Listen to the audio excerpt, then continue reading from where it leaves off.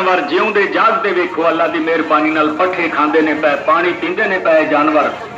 ये अल्लाह की शान है, कुदरत वाले दे कम ने, मेरे मौला करीम दे मौजदे ने। दुनिया वेख वेख के जा रही है, खलकत खुदा दी वेख वेख के जा रही है। पूरा मेला कोशिश करो ताकि तुम्हारी बारी भी पहले आवे तो पुस्तक वे गिलास दस रुपए आई गर्मी के बहारे छोटा बड़ा मजेदार एक बड़े पियो भाईजान के नाल एक गिलास 10 रुपए गर्मियों का बेहतरीन तोहफा ठंडा कार से लोगों ने छोटा पी के याद करते लोगों ने गिलास 10 रुपए। आओ भाईजान ठंडा कार छोटा पियो भाईजान गिलास 10 रुपए। अल्लाह की मेहरबानी के नाल अपने पूरे इलाके में हो गई है।